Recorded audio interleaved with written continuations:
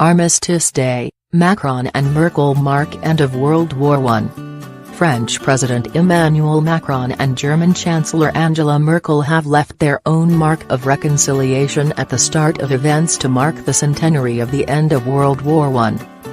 They signed a book of remembrance in a railway carriage identical to the one in which the 1918 armistice was sealed. U.S. President Donald Trump is among world leaders attending the events. But Mr. Trump caused controversy by canceling a trip to a U.S. cemetery on Saturday because of bad weather. The day had a tense beginning amid a row between Mr. Trump and Mr. Macron over European defense. The French leader said the EU needed a joint army now that the US was pulling out of a key disarmament treaty with Russia. Mr. Trump described the comments as insulting and said Europe should pay its share of costs within NATO, the Euro-Atlantic alliance. After a meeting at the Élysée Palace, Mr. Macron said he agreed that Europe should pay more. What happened at the armistice site? Mrs. Merkel became the first German leader since World War II to visit the forest near the town of Compiègne in northern France where the armistice was signed. She and Mr. Macron unveiled a plaque to Franco-German reconciliation, laid a wreath and signed a book of remembrance in a replica of the railway carriage used 100 years ago. The moment was doubly significant because Adolf Hitler used the same carriage to accept France's capitulation to Nazi Germany in June 1940. Around 70 world leaders are gathering in Paris for the events. Mr. Macron will lead the main event of the centenary, a somber commemoration on Sunday at the Tomb of the Unknown Soldier, a memorial to France's fallen under the Arc de Triomphe in Paris.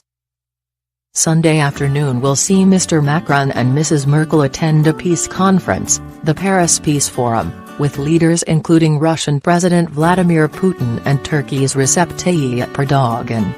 Why did Trump cancel his cemetery trip? After an hour of talks with Mr. Macron and lunch with their wives Melania and Bridget, Mr. Trump had been due to visit one of two American cemeteries on his schedule.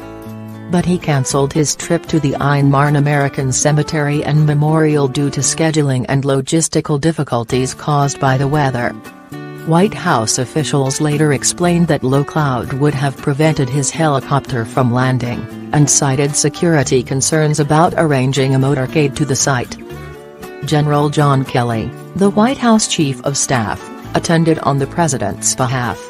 The decision attracted much derision on social media, including from President George W. Bush speechwriter David Frum who, like many, drew comparisons with the conditions faced by the troops who fought and died in World War I. Particularly strong reaction came from Nicholas Soames, UK Conservative MP and grandson of British wartime leader Winston Churchill. The Armistice 100 Years On. Long read, The Forgotten Female Soldier on the Forgotten Frontline. Video, war footage brought alive in color. Interactive, what would you have done between 1914 and 1918? Living history, why indecent Armistice Day parties ended. Did Trump and Macron patch up their differences? Meeting Mr. Macron at the presidential palace in Paris, Mr. Trump said the U.S. wanted a strong Europe, but the defense bill has been largely on the United States. Mr. Macron said he agreed that we need a much better burden sharing within NATO. The row began when Mr. Macron told French radio station Europe 1 Radio on Tuesday we must have a Europe that can defend itself on its own without relying only on the United States.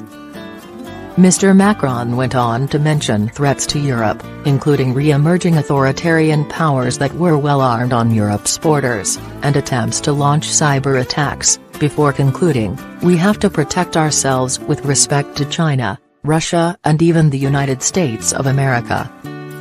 Mr. Trump responded angrily in a Friday night tweet, writing, President Macron of France has just suggested that Europe build its own military in order to protect itself from the US, China and Russia. Very insulting, but perhaps Europe should first pay its fair share of NATO, which the US subsidizes greatly. Mr. Macron has already raised spending considerably to meet NATO target of 2% of the GDP going to defence. He is also overseeing the formation of a European Intervention Initiative, a 10-nation endeavour, which is backed by Germany and the UK.